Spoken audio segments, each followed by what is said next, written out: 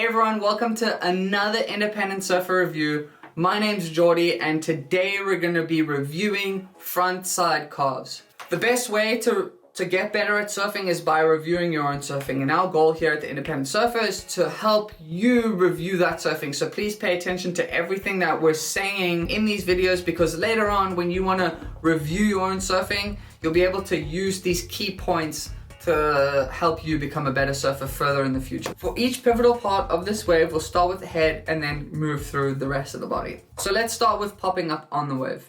Number one, most important thing when you're popping up on the wave, besides having a good pop-up, is looking down the line. And now, this is super important because you always want to pick your point. You always want to be aware of what's happening in front of you. And so you want to look down the line. As you're popping up, make sure that you have each hand over each rail to help balance. You're using your arms to help weight and counterweight so that you don't fall off of that thing that you're on. And it's the same with surfing, weighting and counterweighting. Another important point here is making sure that you have your chest over your front foot. And this is going to help you ensure that you have enough front foot pressure so that when you're going down the wave, you carry your speed.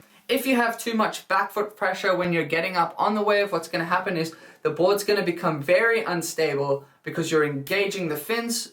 Putting a lot of pressure on the fins engages those fins, takes less of the rail out of the water and makes the board less stable. So it's super important to make sure that you're on that front foot when you're going down the wave. Now we focused on at the top of the wave. Just to touch on one more thing when it comes to popping up, feet placement and how you have your legs is another super important thing. Front foot 45 degrees to your stringer, back foot 90 degrees to your stringer and on the back of your board.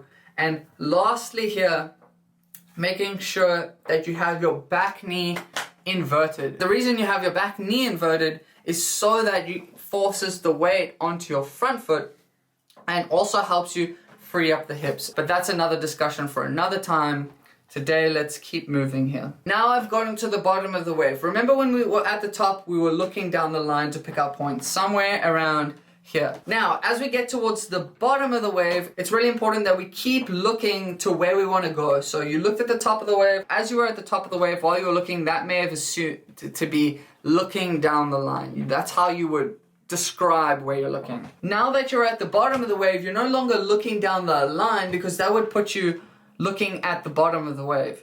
You want to be looking down the line, but at the top of the wave, that first point that you started looking at when you were popping up on the wave, so that you can keep an eye on what this part of the wave is doing, so that when you're done with the bottom of the wave, you can do a nice turn at the top of the wave. And so you're always trying to look where you want to go, except for when you're at the top, you're not trying to look down at the bottom of the wave, you're trying to look to the top of the wave.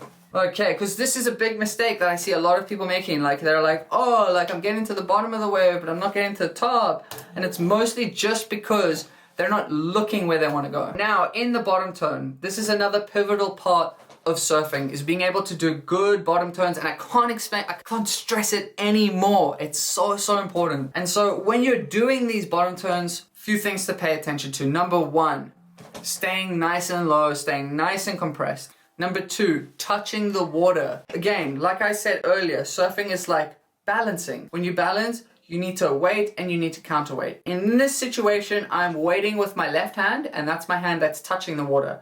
That's a good indication of a good bottom turn. You can see number two, my right hand is counterweighting, and that's gonna help me not fall over onto my chest because I'm having my other part of my arm out to make sure that I can lean over and not fall. I have a rail engaged. I'm putting a lot of weight onto my toes, and what's helping me do that is the fact that I'm leaning over onto those toes, weighting with my left hand and counterweighting with my right hand. So next thing is coming out of this bottom turn. As you're coming out of this bottom turn, what you start to do is you start to rotate your shoulders. Once your board is coming out of the turn, it's important to start with your left hand, or depending on which hand it is, if you're going right, it's a right hand. It's important to start with your trailing arm first. So the arm that touches the water is going to rotate and open the shoulder to come behind your body. Okay, first of all, it's going to help you open up your shoulders, to point your shoulders to the direction you want to go. Okay, that's number one. Number two, it's going to help you open up your body so that when you want to come back down the wave, you have that momentum to come back down the wave. Okay, and so you can imagine it like this. You can imagine it, I'm in the Olympics and I'm throwing a discus. I'm not really, but you know, just for interest's sake, okay, just to explain this to you so you have a better idea. We're in the Olympics, we're doing discus, okay? It's my turn to do discus. If you don't know what discus is that metal or that disc that they have that they spin around and then they throw. Whoever throws it the furthest gets the prize. Gold medal, bronze, silver, etc. And so we're throwing this discus. Now, when I go to throw the discus, I don't do anything. I don't wind up, I don't do anything. I just throw the discus like this. Okay, just throw it like over arm as far as I can towards whatever I'm trying to throw it at, the distance that I'm trying to throw it. And then you come along, you have great technique, you wind yourself up and you do a couple rotations and then you throw the discus and it goes like 100 meters further than what I threw the discus. And it just goes to show how important it is to have the correct technique to execute the maneuver. And it's the same in surfing. Like if you just, a lot of the time you might think like, oh, I'm not good enough. It's like, no, you're just not using the right technique. It's not, don't make it so hard or don't make it so like inexplainable. Just use the right technique. Basically what that is leaning over, touching the water, opening up so that you can open your shoulders to where you want to go. Now, slight extension in the body. Now, the reason you're having that slight extension in the body is to help you fight gravity here. I like to think of the wave like this, has a few power sources, right? Number one, it has power pushing into the beach. So the wave is like rolling in and pushing you to the beach, and that's propelling you forward. You also have a small power source of the wave that draws up off the reef. So like when the wave is pushing to the beach and reaches a shallow point, it gets forced, like, so let's say this is a shallow point. It's not gonna like push past the shallow point and move the shallow point.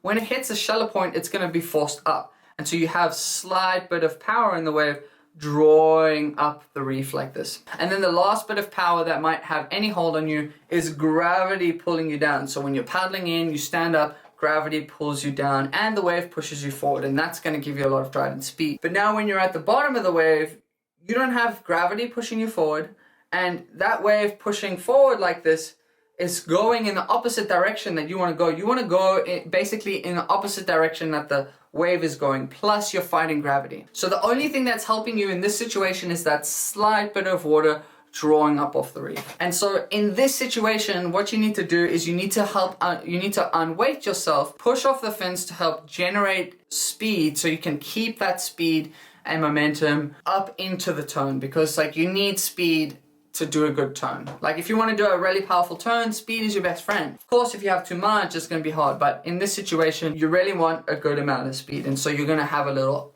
unweighting of the body to help you do that. Not so much that you're locking the knees, because that's really bad. If you're getting too tall, you're going to be off balance, and it's going to be really hard to initiate that turn because your center of gravity is way too high. You need to bring that down. Now I'm into the next turn. First thing that starts to happen is my head starts to rotate. As I'm rotating my head, my left arm, that started winding up, starting to come across my body, I'm starting to put pressure more towards the back of the board, and I'm starting to open up my right hand as I start to look and turn and rotate my body. And basically this is initiating the turn. I'm starting to lean onto my heels, lean a little bit further back, and rotate my shoulders. Now, as I'm rotating, I hold this rotation, open my arms nice and widely, so opening, keeping my chest nice and open, putting a bit more back so you can see how I even have more back foot pressure here, almost extending the front foot completely while I'm doing this turn, and bending in the back foot, and that's going to make sure that you're putting more weight to the back foot. Wherever you look is where you're going to go. So if I wanted to do this turn better, I would have rotated my head more and I would have opened my shoulders a little bit more, and that's how I'm going to be able to do this a little better. Here's one of the most important things when it comes to a carve. The first initial movement of opening the shoulders is really, really important, but to tweak out the carve, you want to have this last little bit at the end where you're putting even more back foot pressure and also wrapping your arm across your body, and that's going to help give you that last little oomph. And you can see here basically what's happened now is my back foot's gone from bent So more back foot pressure. So as I'm almost through the carve, now you can see my back leg is almost completely extended. So I'm putting all my weight into that maneuver and pushing as much as I can using leverage to my advantage. Now, if you try and do this a little bit more compressed, then you're not going to have as much leverage over the board. You're not going to be able to really dig that board into the rail. So at a certain point, when you're finishing off your turn, you need to really push and extend your body so that you can push on the fins, push on the board, and really emphasize that carve. This is the most important thing towards the end of the carve, is that slight extension to push against the board. Now if we go over the other videos, some things that I did wrong. On this first one, I'm taking it off a little deep, so I'm coming from behind the section,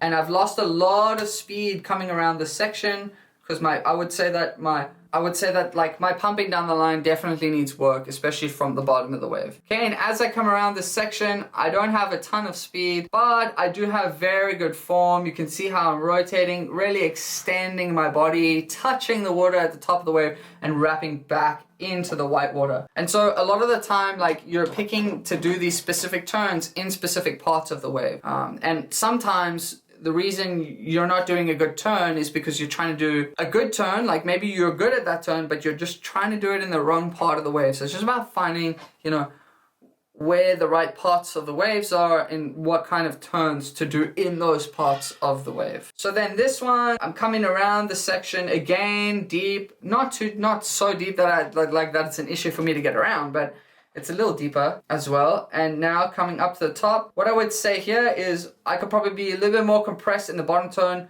I could lean over more in the bottom tone. So you can see how my rail is somewhat engaged, but it's not like completely engaged. Also, where I'm looking here is a little bit out towards the shoulder, looking more towards the top of the wave, but in that case, I would probably be going for a snap instead of a carve. Anyways, going for a carve here, opening up, extending, and you can see how my hand falls behind me, and that wasn't intentional, but anyways, it worked out for me in the end. So I was pretty lucky there, but that wasn't very intentional at all. But it could have been better if I just made sure that I opened my shoulders instead of close it off. This is the last one, slightly bigger wave than all the others. Up and riding, again, touching the water, rotating the body, extending the body. And in this one, I didn't bring my arm all the way across my body, and you can kind of see it in the turn. And so again, like how important it is to bring that trailing arm across your body and wind up. If you see in the bottom turn here, I didn't wind up that much either. My left arm is not coming all the way behind my back to wind up to do the turn.